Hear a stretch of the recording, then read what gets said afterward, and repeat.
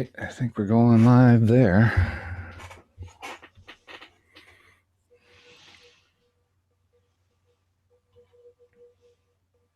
It's trying to load up.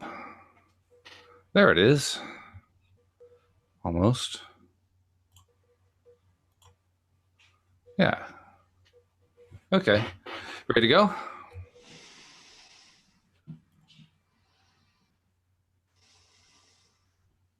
Louis, you all set? I'm all set. Okay, here we go.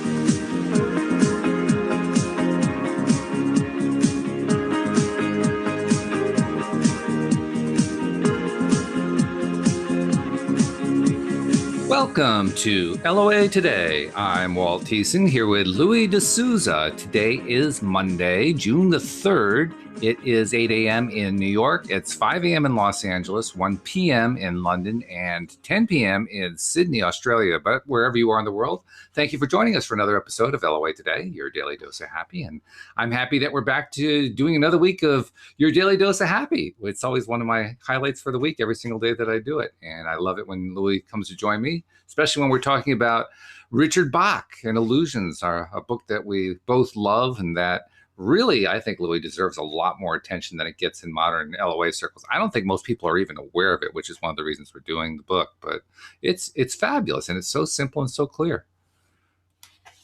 Totally agree.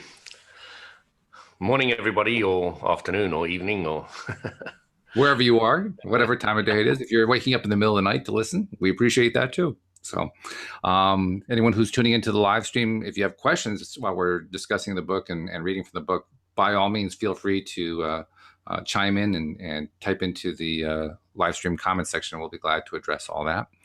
But I just, let's see. I want to get my announcements out of the way. First of all, just to let people know who are interested about what's going on with The Grass is Greener, the audio play that Alex King and I are developing. We have completed the first round of auditioning. We are doing callbacks now, and we're getting really excited because we've got a large group of people who have applied, and even the group who are in the callbacks is a decent sized group of really talented people. So we think we're going to get a good cast out of this. And the tentative goal at this point is to have the final production of the first episode done by the middle of June. So it's coming soon, folks. It's coming really soon. Sounds amazing, Walt. I'm looking forward to listening to that. Oh, yeah, it's going to be good. In fact, I also want to thank a few of our listeners who decided to apply and be a part of the casting process. And a couple have actually made it to the second round, which is pretty cool.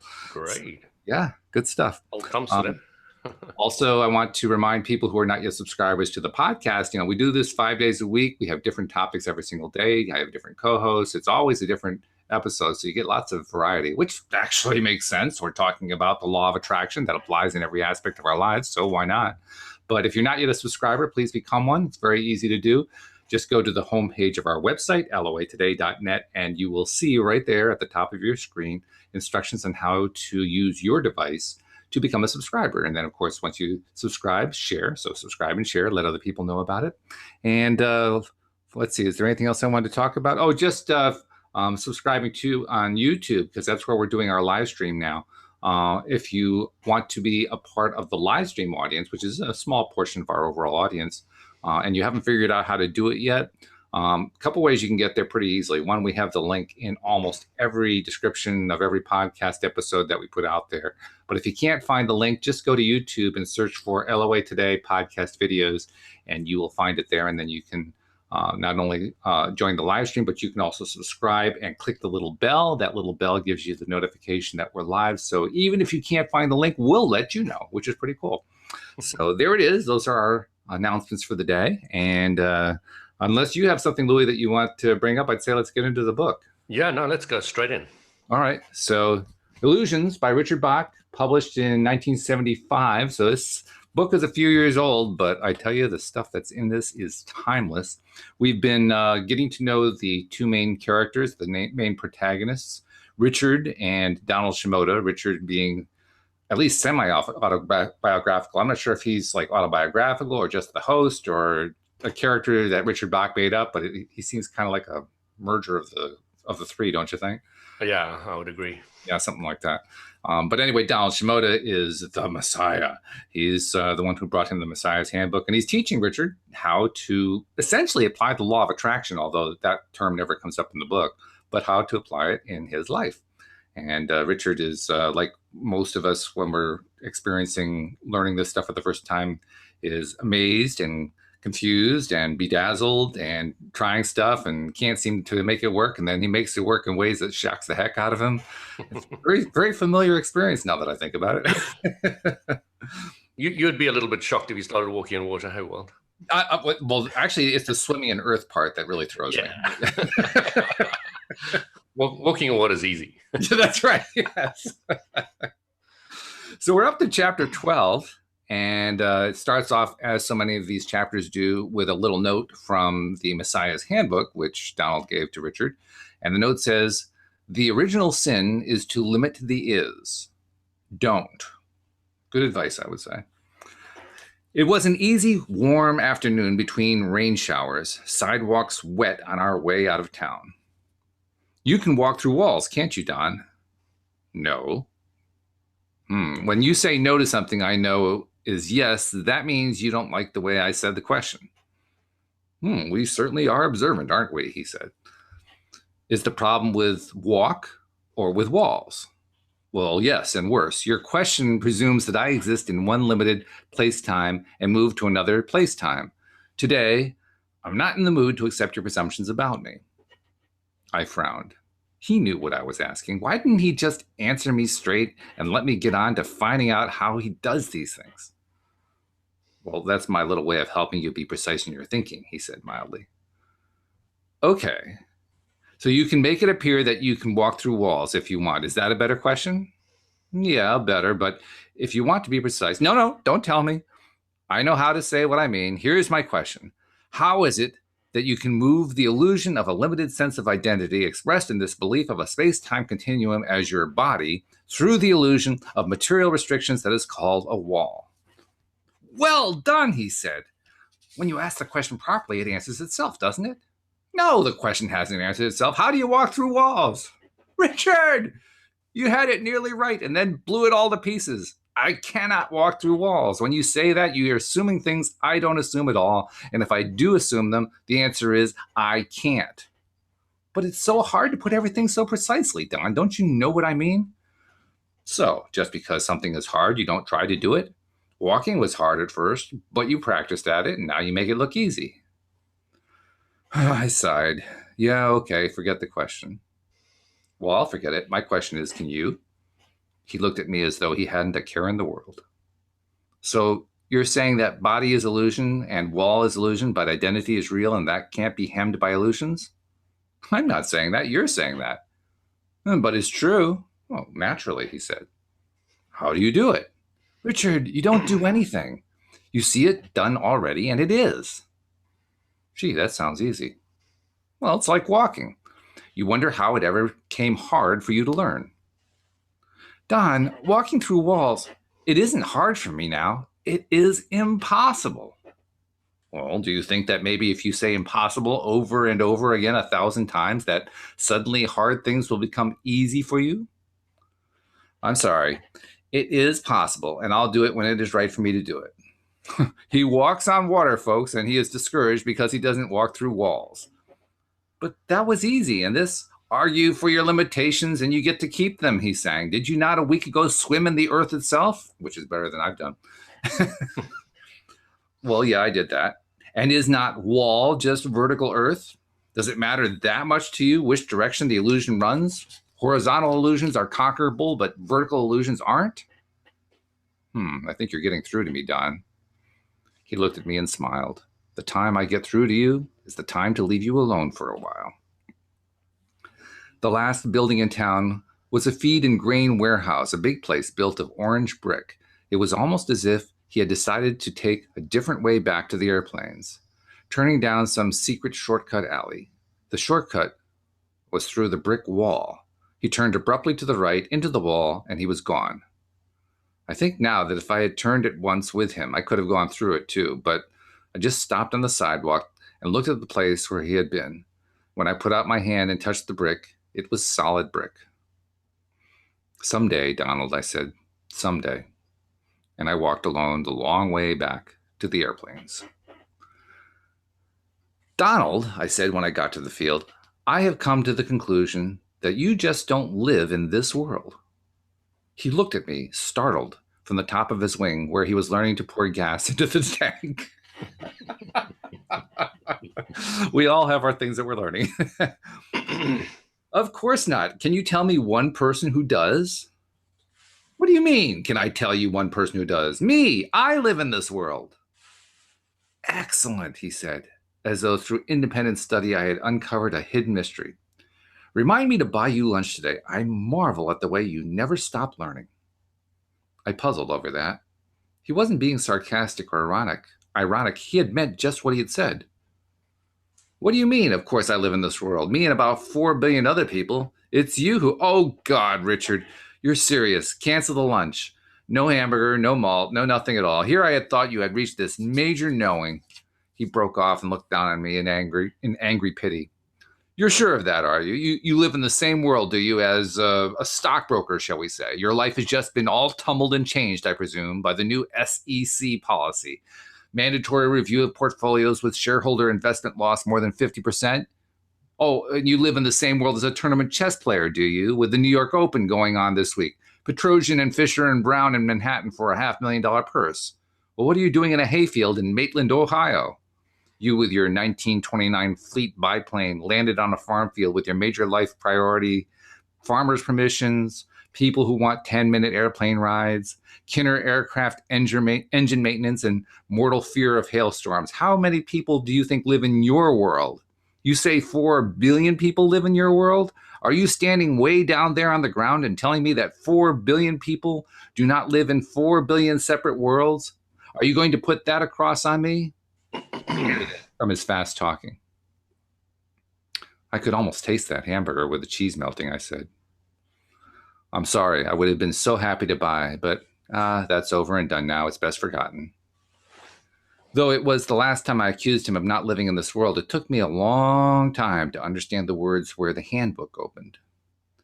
If you will practice being fictional for a while, you will understand that fictional characters are sometimes more real than people with bodies and heartbeats. Boy, that last bit really resonates with me, especially after being involved with Alex Kane writing an audio play. It's exactly how it feels after a while. You've invented these characters out of thin air, and then all of a sudden they're breathing, and you know how they feel about stuff, and you know how they think about stuff, and you say to yourself, how could these people have not existed 3 months ago? But they didn't. Interesting, isn't it? Yeah, it's really something. It's an amazing thing. Our minds are so powerful, and we are just beginning to learn how to plumb them. It's just amazing.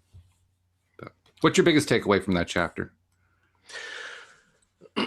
Well, of course, I love the whole idea that you're the only person in your world. Yeah. That's a tough concept. It was a tough concept in the beginning. But now it's a tough concept to think the other way around. I love that. It's true, right? It is. As you get used to something, it's like, oh, well, geez, that's second nature now. Yeah, I mean, I play an online game, and it's really very enjoyable. I've played it now for about 2 years, and there's a whole team of guys, and we've all got to know each other and all the rest of it. And it's, there's such a dynamic going on, and you very clearly start getting the idea that none of us live in each other's worlds because it's so vastly different. There's the one guy with these 10 kids, his wife's just left him, and there's another guy with 12 kids, and there's another one whose father has just died of cancer, and and so you've got all these different individuals with their very different experiences, and you're just blown away by the incredible differenceness of us all and how we really do live in our own worlds. And there are short periods of time where we do bump into other people's worlds, but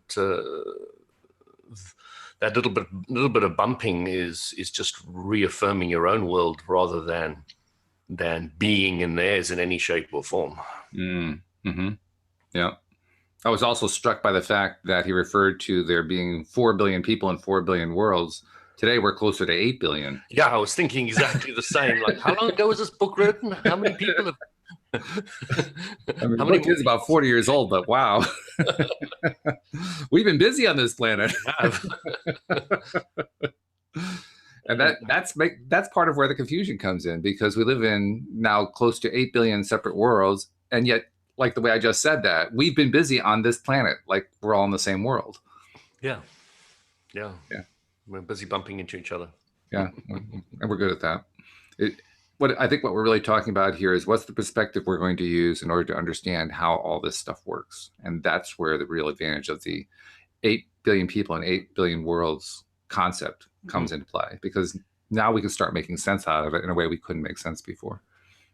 It's quite interesting. There's a whole bunch of people getting together, bumping their similar worlds together in London today because Donald Trump is landing and getting an official visit, and they're all there. I'd be running in the opposite direction. They hate him, and they're all there to shout him down and all the rest. Like, okay, that's the world you want to play in. Yeah, that's true. Yeah. Make him stronger and go for it. Make him stronger, right? We forget about that. Yeah. I saw a post on Facebook that I replied to briefly, along the lines of, I understand how all this stuff works, and then here going into, so why does this thing keep happening to me? It really illustrated for me just how easily we can forget that this concept is simple. What we focus on, what we feel and think about is what we bring into our lives, and then we forget about it the moment that we have some sort of problem that goes on. And that just because I bring something into my life doesn't mean you're bringing it into your life, and vice versa. Walt, I think the biggest challenge people face with that idea is they don't fully understand the basics. No. They think they do. They think they've got an intellectual grasp in it, but it takes time to learn it. Let's be honest. It just does. Even though it's simple, it just takes time to learn. But you know, the first half of the learning is unlearning, isn't it? Exactly. Well, that's what it is. Yeah. It's dropping away that old thinking where, you know, you thought Donald Trump could affect you, you know, in your world. Many people believe that very, very fervently. But he can only affect me if I think about him, if I worry about him, if I try to push him away, then he can affect me. And if I don't, he can have zero effect on me. How does that work? Really? Does it really work like that? Oh, come on, Louis, you're just talking rubbish. You don't live in this world. You don't face reality. Get your head out of the sand. Why would I want to face reality I created? Yep, there it is. So let's move on to chapter 13. Once again, starting with a quote from the Messiah's Handbook. Your conscience is the measure of the honesty of your selfishness. Listen to it carefully. That phrase alone, I spent probably hours thinking about that one, because especially at that time, even today too, but especially at that time, that little quote was so loaded with buzzwords that had very heavily weighted meanings that, I mean, the way it was originally phrased didn't make any sense to me. I mean, it did. It made a lot of sense on an internal level, but in terms of how I interact with other people, I said, how do I even relate to somebody else what it is that I understand here? Because it was so different from the way we used to think at that time. Just read that quote again. Your conscience is the measure of the honesty of your selfishness. Listen to it carefully. The key words being conscience, honesty, and selfishness. First of all, selfishness, that was a really bad thing. Especially back in the 1970s. That was a really bad thing. For many people today, it's still a bad thing. It really was whipped. You did get hit with that one. A lot. Yes. It really was the whip of the day. And then honesty, I don't know about in the UK, but here in the US, this was the era of Watergate. This is the era of all kinds of anti-war protests and an endless war in Vietnam and all this other stuff. And the idea of honesty and all of that was laughable, which probably a lot of people would attribute to various things going on today as well. But that was a key component, that honesty didn't really exist. It was a lie. And then conscience, well, how could you be honest if you didn't have a conscience? How could you have a conscience if you weren't honest? So we had conscience and honesty, and then selfishness. Wait a minute, how could that possibly work? That was the thought process, Mm-hmm. Now I read it and I say, well, yeah, of course. But Yeah. So anyway, the chapter starts off, we are all free to do whatever we want to do, he said that night. Isn't that simple and clean and clear? Isn't that a great way to run a universe? Almost, I said. You forgot a pretty important part. Oh? We are all free to do what we want to do as long as we don't hurt somebody else, I chided. I know what you meant, but you ought to say what you mean. There was a sudden shambling. And by the way, that was a big deal for me at the time. It's a big deal for a lot of people. Yeah. A lot of people. There was a sudden shambling sound in the dark, and I looked at him quickly. Did you hear that? Yeah, sounds like there's somebody. He got up and walked into the dark, and he laughed suddenly, said a name I couldn't catch. It's okay, I heard him say. No, we'd be glad to have you. No need for you to stand around. Come on, you're welcome, really. The voice was heavily accented, not quite Russian, nor Czech, nor more Transylvanians. And please forgive me for my accent here, because I never do accents well. Thank you. I do not wish to impose myself upon your evening. The man he brought with him to the firelight was, well, he was unusual to find in a Midwestern night. A small, lean, wolf-like fellow, frightening to the eye, dressed in evening clothes, a black cape lined in red satin. He was uncomfortable and light. I was passing by, he said. The field is a shortcut to my house. It is? Shimoda did not believe the man, knew he was lying, and at the same time did all he could to keep from laughing out loud. I hope to understand before long. Make yourself comfortable, I said. Can we help you at all? I really didn't feel that helpful, but he was so shrinking I didn't want him to be at ease if he could. I did want him to be at ease if he could.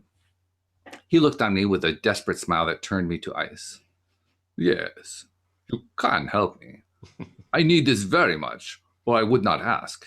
May I drink your blood? Just some. It is my food. I need human blood. Maybe it was the accent. He didn't know English that well, or I didn't understand his words, but I was on my feet quicker than I had been in many a month, hay flying into the fire for my quickness. The man stepped back. I am generally harmless, but I am not a small person. I could have looked threatening. He turned his head away. Sir, I am sorry. I am sorry. Please forget that I said anything about blood. But you see...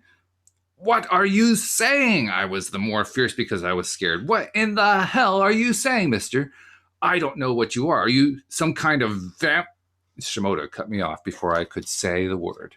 Richard, our guest was talking and you interrupted. Please go ahead, sir. My friend is a little hasty. Donald, I said, this guy, be quiet. That surprised me so much that I was quiet and looked a sort of terrified question at the man, caught from his native darkness into our firelight. Please to understand, I did not choose to be born a vampire. It is unfortunate. I do not have many friends, but I must have a certain small amount of fresh blood every night, or I writhe in terrible pain. Longer than that without it, and I cannot live. Please, I will be deeply hurt. I will die if you do not allow me to suck your blood. Just a small amount. More than a pint I do not need. He advanced a step toward me, licking his lips, thinking that Shimoda somehow controlled me and would make me submit. One more step and there will be blood, all right, mister. You touch me and you die. I wouldn't have killed him, but I did want to tie him up at least before we talked much more. Donald Shimoda must have been laughing himself. He must have believed me, for he stopped and sighed. He turned to Shimoda. You have made your point? I think so. Thank you. The vampire looked up at me and smiled, completely at ease, enjoying himself hugely, an actor on stage when the show is over. I won't drink your blood, Richard, he said in perfectly friendly English, no accent at all. And as I watched, he faded as though he was turning out his own light. In 5 seconds, he had disappeared. Shimoda sat down again by the fire. Am I ever glad you don't mean what you say? I was still trembling with adrenaline, ready for my fight with a monster. Don, I'm not sure I'm built for this. Maybe you'd better tell me what's going on. Like, for instance, what was that? Dot was a vampire from Transylvania, he said in words thicker than the creature's own. Or, to be more precise, Dot was a thought form of a vampire from Transylvania. If you ever want to make a point, You think somebody isn't listening? Whip him up a little thought form to demonstrate what you mean. Do you think I overdid him? With the cape and the fangs and the accent like that? Was he too scary for you? Oh, the cape was first class, Don. But that was the most stereotyped, outlandish. I wasn't scared at all. He sighed. Oh, well.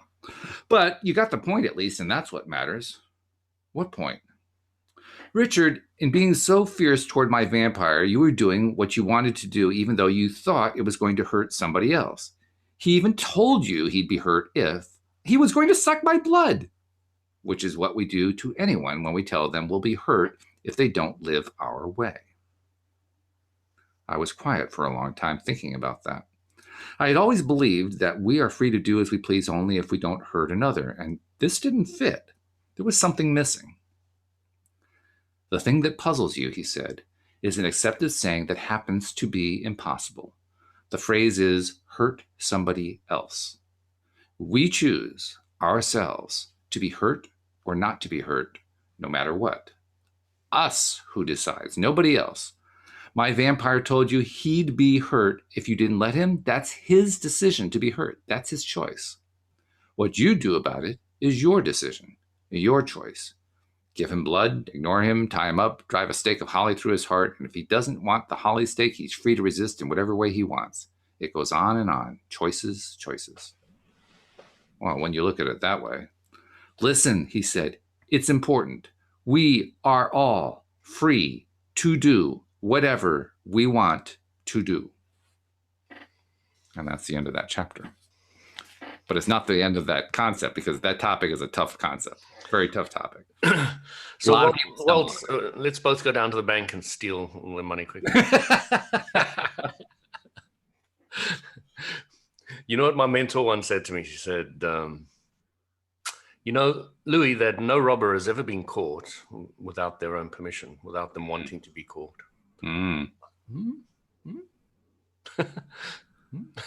Okay, so maybe that's why cat burglars don't get caught that often, I think. They really don't think they're doing wrong, and they're probably a little bit of Robin Hood there, They steal from the rich and give to the poor. And Could be, yeah. Well, I mean, I could say the same thing about politicians. I mean, Politicians don't think they're going to get caught. They steal from people all the time. They steal our time with their lies. What? They steal time, they steal money, they steal energy, they steal power, they steal all kinds of stuff. But they do it legally.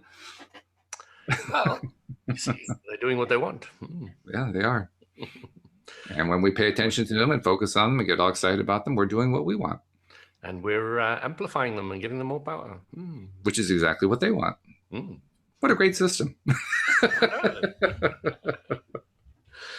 I was so curious about the whole Donald Trump election process because I was pretty sure he was going to win. Oh, were you? Yeah, and I was saying from a law of attraction point of view, I was saying he's going to win because people don't like him, not only in America but all around the world. People, or friends and family, and people were saying, I hate this guy, I think he's terrible, and they were going on and on and on about it. So wow, he's going to get so much power from so many people. It's unbelievable. Going to get so many mental votes. That's unbelievable. Yeah. So. I have to admit, I wasn't sure. I mean, I kind of thought it was going to be Hillary Clinton, but I also saw just how much energy and attention Trump was getting. I kept hedging my bet. And come election day, I really wasn't sure which way it was going to go because they were both hated. I mean, this is the first election that I can ever think of. And I'm a political science major. So, I mean, that was my thing to study is, what's been going on with all the elections. This is the first one I can think of where both of the candidates had what they call higher unfavorables than favorables, meaning that a higher percentage of people actually didn't like them than liked them. I don't think that it happened, not since polling has started. Of course, we started doing polling in this country around the 1940s. Every single time there was at least one candidate who the public liked more than they disliked. This time they disliked both candidates. And I didn't know how to evaluate that one. But it turned out that the power of the divisiveness that Trump put out there was more enticing in this sense, along the lines of what you're talking about. And I think that's actually what carried him to victory, despite, I would say, some pretty clear odds against him because Clinton was definitely the favorite 6 months before. There was no doubt about that.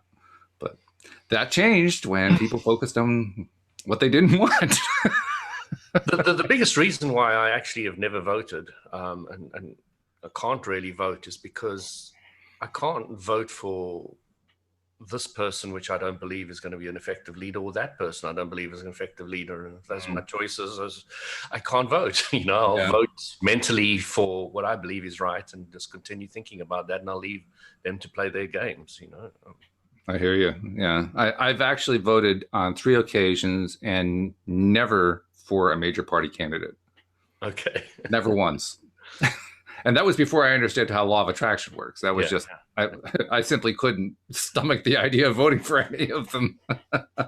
Because I really believe you vote for what you want. You don't vote against what you don't want. And a lot of people argue in favor of the idea of voting against what you don't want. But Donald Trump has very effectively proven the fallacy of that approach.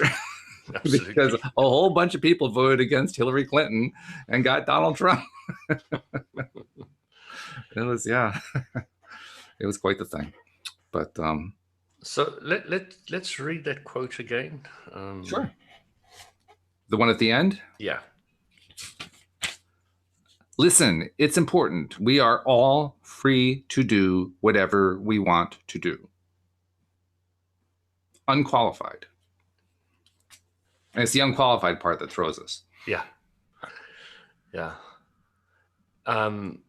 One thing, when you do start living a bit of that philosophy, and I'd love to say I live it all the time completely, and that would be a complete lie.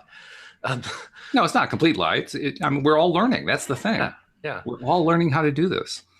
You do feel a huge increase in freedom, in not caring so much what people think about you, and worry about how you may be perceived in any shape or form. Because you really start getting, you create your own reality. So the only person you really have to care about your feelings is your higher self, and your higher self is going to give you positive or negative emotion based on your next action, thought, and deed. So, you're now going in, listening and reacting, going in, listening and reacting. And you just changes your world completely. Absolutely, completely. I think one of the toughest parts about this concept is the idea, well, doesn't this mean that if you can just do whatever you want, then a whole bunch of bad stuff is going to happen, and the person doing the bad things won't have anything bad happen to them? But there's no good and bad. So like there's no justice in the world. If this quote is true, then there's no justice in the world. That's the conclusion a lot of people will draw. And justice in the world doesn't believe that we live alone in our own world. It believes other people can influence and affect us in ways we have no control over, which is completely not true. Mm-hmm. That's true. Yeah. And also, by taking that position, we forget that everything that we focus on produces consequences. And by consequences, I don't mean something bad. A consequence is literally what happens next in the sequence. Yeah. So everything that we focus on is going to create some consequence. And those consequences are often for the person who is, doing the thing that other people don't like, doing the bad thing, that, as they so call it. The consequence often matches up with the thing that they did, because law of attraction. They put out there this stuff that has X field to it, and X field comes back to them. And there's some people who thrive on that, and other people who thrive on it not so much. And the ones who thrive on it not so much tend to get it, smacking them in the face like they ran into a brick wall. But the consequences are everywhere. They don't stop. They don't require a government to impose them. They don't require a law. The law already exists. It's called the law of attraction. Yeah, it's great fun. You watch people walking into walls everywhere, and and then they say, "Oh my gosh, it's sore," Yeah, right. Why does my nose hurt? Yeah. And it's just so funny, because you start seeing it, and you start seeing it clearly, and you really start seeing that other people are walking into walls. Now, the next thing that happens to an individual who sees it clearly is, oh my gosh, now I need to save everybody. Mm-hmm. Mm-hmm. I've got to make them aware of what they're doing, and then you start realizing that you want to invade somebody else's space, and then you realize, oh, it's actually impossible, so let me not even try. But if I'm a shining example of it, then people may come to me and ask me, and then I can tell them. Which is, to be honest, that's one of my main impetuses for doing this audio play. I'm not doing the play in order to preach to people, law of attraction, you must become adepts at it, you must learn it, and so forth. The whole point is simply to show people very clear examples of this leads to this, leads to this. People focus on this and they get that. People focus on that and they get this. And just show it, which is what a good, entertainment type play or movie or whatever is all about. You don't actually tell a story, you show a story. And so that's what we're doing. We're just showing the story. And that's also where it's most fun. Interesting thing. This is something I'm curious about your opinion on. Drama has interested me for a while, not in the sense that I've wanted to be an actor or anything like that, but I've been focused on why is it that drama is so interesting to people? Because people are fascinated by drama. I mean, literally, you can look at 1,000 different examples of it. It's in the news. People are driving down the highway and there's a traffic accident. And they all have to rubberneck to see the traffic accident. They watch every single movie that has every single dramatic performance you could possibly imagine, every single stage play. I mean, they're just consumed with it. People are absolutely consumed with drama. Why do you think everyone's so consumed with drama? Well, we came to the contrasting universe to play with the contrast, and contrast in itself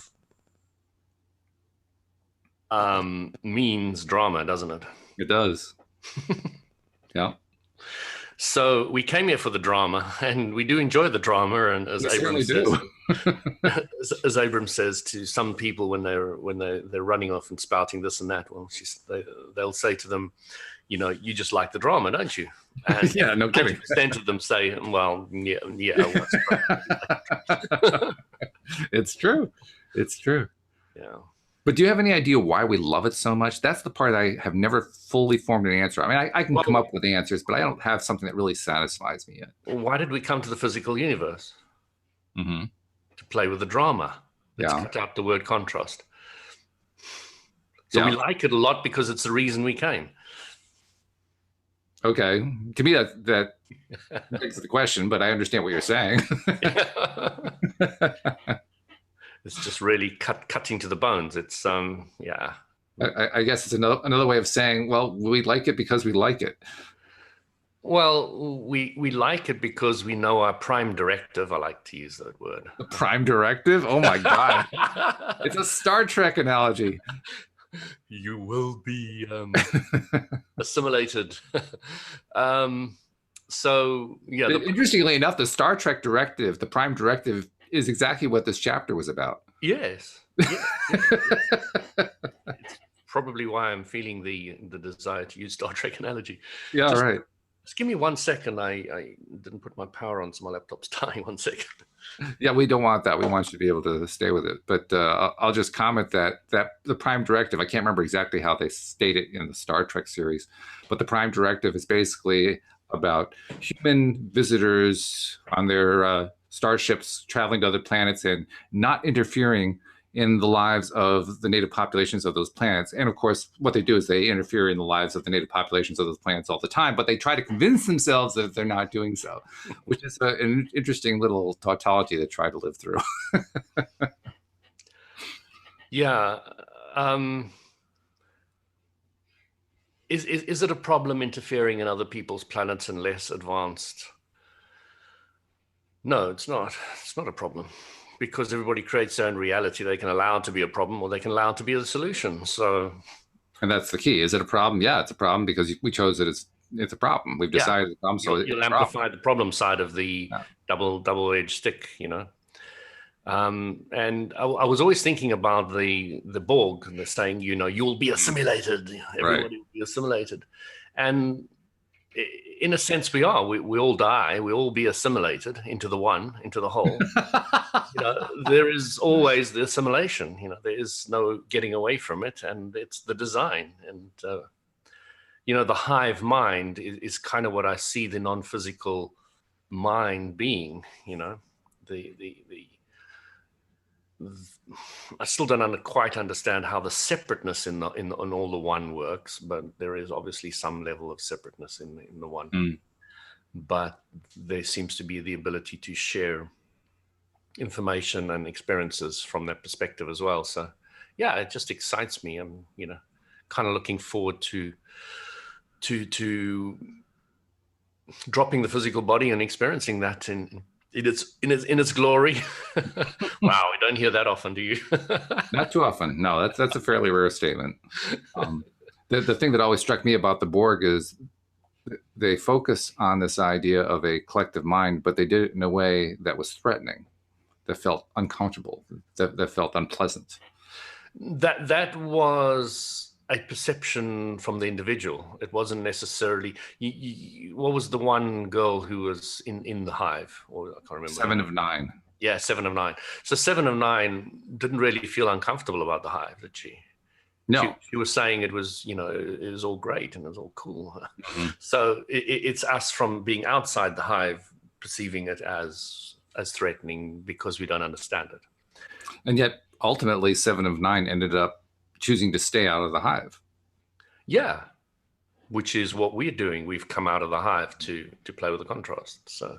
And that, to me, is the truly interesting part. I mean, what you're talking about, I've often summarized in terms of we are all one and we are all separate, both at the same time. When we have a physical body, yes.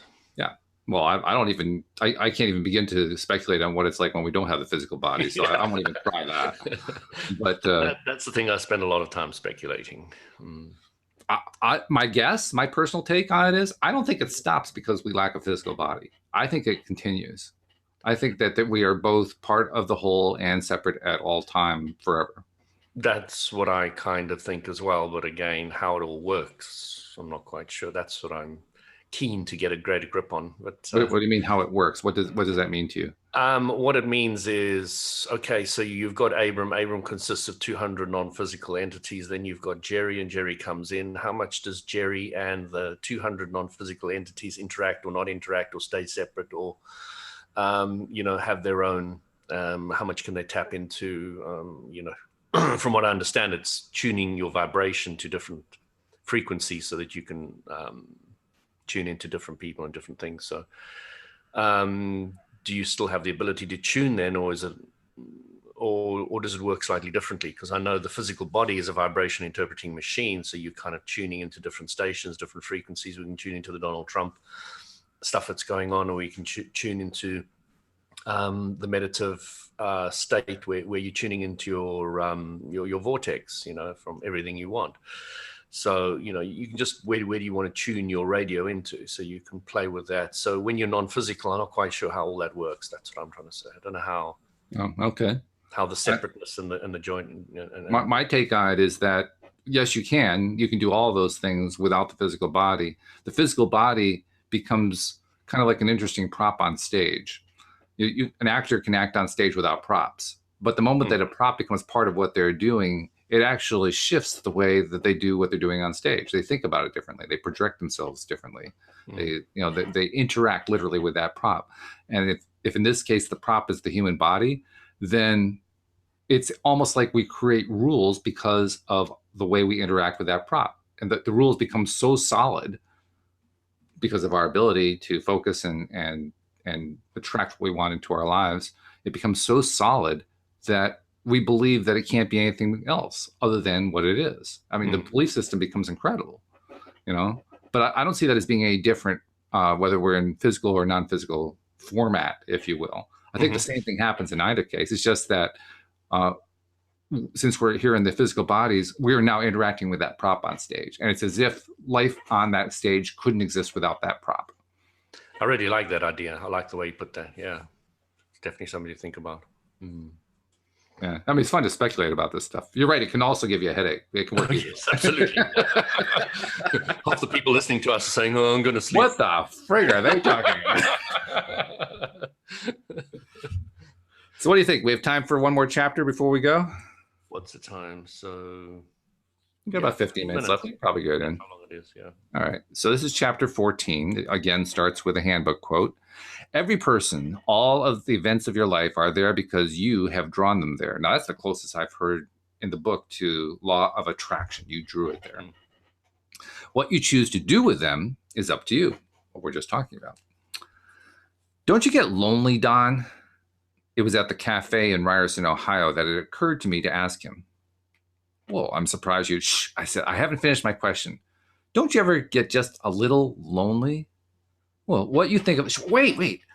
All these people, we see them just a few minutes. Once in a while, there's a face in the crowd, some lovely, star-bright woman who makes me want to stay and say hello, just be still and not moving and talk for a while. But she flies with me 10 minutes, or she doesn't, and she's gone, and next day I'm off to Shelbyville, and I never see her again. That's lonely. But I guess I can't find lasting friends when I'm an unlasting one myself. He was quiet. Or can I? May I talk now? I think so, yes. The hamburgers in this place were wrapped half over in thin oiled paper, and when you unwrapped them, you got sesame seeds everywhere. Useless little things, but the hamburgers were good. He ate in silence for a time, and so did I, wondering what he would say. Well, Richard, we're magnets, aren't we? Well, not magnets. We're iron wrapped in copper wire, and whenever we want to magnetize ourselves, we can. Pour our inner voltage through the wire, we can attract whatever we want to attract. A magnet is not anxious about how it works. It is itself, and by its nature, it draws some things and leaves other things untouched. I ate a potato chip and frowned at him. You left out one thing. How do I do it? Well, you don't do it. Cosmic law, remember? Like attracts like. Just be who you are, calm and clear and bright. Automatically, as we shine who we are, asking ourselves every minute, is this what I really want to do? Doing it only when we answer yes. Automatically, that turns away those who have nothing to learn from who we are and attracts those who do, and from whom we have to learn as well. But that takes a lot of faith, and meanwhile, you get pretty lonely. He looked at me strangely over his hamburger. Humbug on faith. Take zero faith. What it takes is imagination. He swept the table between us clean, pushing salt and French fries out of the way, ketchup, forks, and knives, so that I wondered what was going to happen. What would be materialized before my very eyes? If you have imagination as a grain of sesame seed, he said, herding an example seed to the middle of the clearing, all things are possible to you. I looked at the sesame seed, and then at him. I wish you messiahs would get together and agree. I thought the thing was faith when the world goes against me. No, I wanted to correct that when I was working, but it was a long uphill fight. 2,000 years ago, 5,000, they didn't have a word for imagination, and faith was the best they could come up with for a pretty solemn bunch of followers, and also they didn't have sesame seeds. Now, I knew for a fact that they had sesame seeds, but I let this lie go past. I'm supposed to imagine this magnetizing. I imagine some lovely, wise, mystical lady appearing in a hayfield crowd in Tarragon, Illinois. I can do that, but that's all that is. It's just my imagination. He looked at me He looked despairingly to heaven, represented for the moment by the tin plate ceiling and cold lights of M and Edna's cafe. Just your imagination? Of course it's your imagination. This world is your imagination. Have you forgotten? Where your thinking is, there is your experience. As a man thinks, so he is. That which I feared has come upon me. Think and grow rich. Creative visualization for fun and profit. How to find friends by being who you are. Your imagining doesn't change the is one whit. It doesn't affect reality at all. But we are talking about Warner Brothers worlds, MGM lifetimes, and every second of those are illusions and imaginations. All dreams with the symbols we waking dreamers conjure for ourselves. He lined his fork and knife as though he was building a bridge from his place to mine. You wonder what your dreams say? Just as well you look at the things of your waking life and ask what they stand for. You with your airplanes in your life every time you turn around. Well, Don, yes. I wished he would slow down, not pile this on me all at once. Mile a minute is too fast for new ideas. If you dreamed about airplanes, what would that mean to you? Well, freedom. Airplane dreams are escape and flight and setting myself free. How clear do you want it?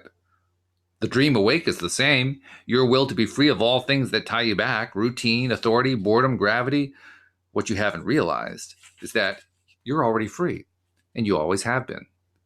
If you had half the sesame seeds of this, you're already supreme lord of your magician's life. Only imagination. What are you saying? The waitress looked at him strangely from time to time, drying dishes, listening, puzzling over who this was. So, you never get lonely, Don? I said. Well, unless I feel like it. I have friends on other dimensions that are around me from time to time. So do you. No, I mean on this dimension, this imaginary world. Show me what you mean. Give me a little miracle of the magnet. I do want to learn this. You show me, he said. To bring anything into your life, imagine that it's already there. Okay, like what? Like my lovely lady? Anything. Well, not your lady. Something small at first. I'm supposed to practice now. Yes. Okay, a blue feather. He looked at me blankly. Richard, a blue feather? You said anything not a lady, something little. He shrugged. Okay, fine, a blue feather. Imagine the feather. Visualize it. Every line and edge of it, the tip, V splits where it's torn, fluff around the quill just for a minute, and then let it go. Interesting, it's a minute with Abraham Hicks 65 seconds. Very interesting. I closed my eyes for a minute and saw an image in my mind, 5 inches long, iridescent blue to silver at the edges. A bright, clear feather floating there in the dark. Now, surround it in golden light if you want. That's a healing thing to help make it real, but it works in magnetizing too. I surrounded my feather in gold glow. Okay, that's it. You can open your eyes now. I opened my eyes. Where's my feather? If you had it clear in your thought, it is, even this moment, barreling down on you like a Mack truck. My feather? Like a Mack truck? Figuratively, Richard. All that afternoon, I looked for the feather to appear, and it didn't. It was evening, dinner time, over a hot turkey sandwich that I saw it. A picture and small print on the carton of milk, packaged for Scott Dairies by Blue Feather Farms, Bryan, Ohio. Don, my feather! He looked and shrugged his shoulders. I thought you wanted the actual feather. Well, any feather for openers, don't you think? Well, did you see the feather all alone, or were you holding the feather in your hand? All alone. Ah, that explains it. If you want to be with what you're magnetizing, you have to put yourself in the picture too. Sorry, I didn't say that. A spooky, strange feeling. It worked. I had consciously magnetized my first thing. Day of feather, I said. Tomorrow the world. Be careful, Richard, he said hauntingly, or you'll be sorry. Interesting description of the manifestation process there. Fantastic. Again, it wasn't that clear to me from the book. I felt something very strongly about it, but I also knew something was missing. And then, of course, Abraham Hicks filled in the blanks. What was the missing part for you? The missing part was understanding the clarity of law of attraction. Thoughts create your reality. The way it was pitched just seemed to make a lot more clarity for me. Mm-hmm. Then the focus on it for a minute. Now, the Abraham Hicks said after 14 seconds, you have magnetized it enough for it to start being drawn towards you. Then 68 seconds, which was 17 times 4, I think, or something like that, was the minute that you were referring to, which mm-hmm. now gave me the understanding that would really magnetize it, mm-hmm. A huge amount more. Then the whole concept of it manifesting in your life, the whole part about lowering your resistance, then it comes quicker and easier as mm-hmm. opposed to just step 1, which was the focusing. Right. So mm-hmm. you now got the step 1, step 2, and step 3, and then you're clear about how the whole process works. So yeah, it was fantastic at the time, and the add-on information from Abram was just brilliant. But it's completely accurate. It's just clearer. It's just been made in a way that I can now fully grasp it, that there is no illusions, no doubt, and total clarity of why something doesn't come when you focused on it. Mm-hmm. It really becomes clear. And it's so fun. I'm just playing with a whole lot of things at the moment. Starting to play with the bigger ones like money, and just watching more and more and more of that come into my life. Mm-hmm. It's just really, really fun, and you really have to do very little for it. Extremely little. Mm-hmm. Often the less you do, the more you're going to get. which is tough. I mean, especially when you're feeling the lack of money, that's really, really tough You've because got to work hard, otherwise you don't get anything in this life. but I have come to realize there is a therapeutic value. And I think it's one of the reasons why, for instance, Joel talks about what he calls the law of action. I like your words, a therapeutic value Yeah. to the action side. Yeah. And that is specifically there because of our old programming. Yes. It eases the old programming, which hasn't Exactly. been eradicated. It's, you've got to work hard for your money. Yeah. Yeah. I mean, the first word to take out is hard. Once you take that, that's the hardest word to take out, by the way. It's the word hard. The hardest word to take out is hard. Yeah. But letting go of the idea that it has to be hard, and then you start playing with the idea, well, geez, that means it could be fun. It could be intriguing. Yeah. It could be exciting. Yeah. It can manifest in ways that delight and surprise you. Yeah. Yeah. All the time. Whoa. Shivers down the spine on that one, right? I know. It's too delicious for words. The other thing too, and this was one of the things I asked you what it was that was missing for you that Abraham filled in the gaps. For me, it was the same concept, the idea of how Abraham breaks it down that after 17 seconds later, 14 seconds, because apparently the time frame is shrinking, but those first 14 to 17 seconds was all about attracting another thought.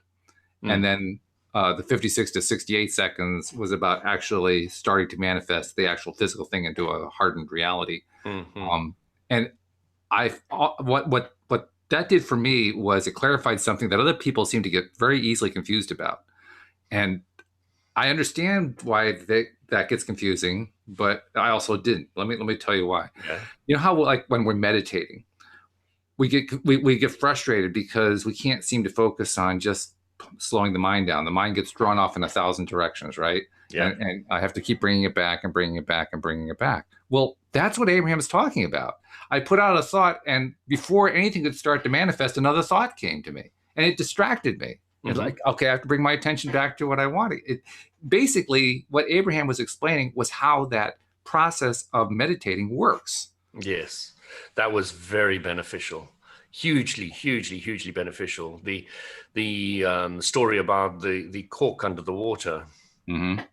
So whatever you want is like when you focus on it, is like that cork, but it's under the water. So the natural tendency of a cork is to pop up. Mm-hmm. And if there's nothing pushing it down, it's just going to get to the surface. Mm-hmm. And that's what it is. If there's no resistance, that cork, there's nothing that can stop that cork from arriving on the surface. Nothing. I like the Abraham example, the Abraham metaphor of how we attract thoughts first, and then we start to attract real things. By real, I mean physical things afterward. Is now all of a sudden it makes sense why my mind would be distracted. Of course it must be. I'm getting the thoughts first. That's the distraction. And it's actually, in one sense, it's not even a distraction. It's just, here I am manifesting the first thing that comes back to me, which is another thought. Which is the natural process. But now you don't want your thoughts to wander around randomly. You now want to focus them more on what you want. So yes, it's instead of letting them go off in all different directions, you're now corralling them to say, let's get what I want. And to do that, we need to place a thought on what we want. So we take it from what we don't want, put it on what we want, take it from what we don't want usually, or don't care about, or not that interested in, and then move it into where we want. And then slowly but surely your laser focus comes in, and bang, you start manifesting what you want. It just all shoots off in the right direction. Then you've got step one all right. Then you've got to work on step 3, which is distract yourself, do something fun, do something happy, do something that you enjoy, so that you're not pushing what you want away from you. And plus, to me, it's also very calming and soothing to realize that when my mind is being distracted and going off in all those different directions, that's actually a good thing. It's a good thing because it's basically reinforcing for me, here is where my mind has been focused. And if I don't like necessarily where that thought direction was, I don't have to stay with that. I can go where I wanted to go. I'm actually free to interact with it any way I want to. I don't have to get upset about the fact that, oh my God, I couldn't focus on what it was I wanted to focus on all that time. It was a statement one person said to me many years ago at a spiritual seminar I went to. He said, you can always choose your next thought. Yes. And I was like, oh, Mm-hmm. can actually. Yeah, I can choose what I want to think about next. I can do that. And it was like quite an eye-opener for me. It was really, really, really valuable. And then, of course, you forget about it and you carry on bumping your head in your life. And I was speaking to my wife, and I was saying, you really need somebody to hold the candle of the philosophy and the teaching in your society, in your area, in your group, etc. You need somebody who's really clear about it, who can really hold it, because that person's going to be of immense value to everybody around them. It's true. And We referred to Star Trek during the show, so I'll finish with a Star Trek quote. cool. Let's go for it. It was one from the original Star Trek series where Kirk ends up in an alternative universe speaking to an alternative Spock. And he's trying to convince that alternative Spock to create a revolution because it's such an authoritarian society. And as he's about to be transported back to his version, to his universe, he says to Spock, Mr. Spock, in every revolution, there is always one man with a vision. That always stuck with me. Yes, one person who's clear about what they want. Yeah, There and it if they're is. not, there is no revolution. Well, it's a revolution in thought, and that's really what all that really matters anyway. Revolution in thought is changing your thought around to what it is that you want. So, with that thought in mind, I will draw our show to a conclusion, and we're pretty close to finishing the book. I don't know if we'll finish it next week, but we'll certainly finish it over the next 2 weeks. So That'll be good. I've really enjoyed it. Yeah, I have as well. Short, clear. Yeah. Good stuff. So thank you. And thank you to our live stream listeners. And thank you to our podcast listeners as well. And we will see you all next time here on LOA Today. Goodbye, everybody. Carpe diem, everybody.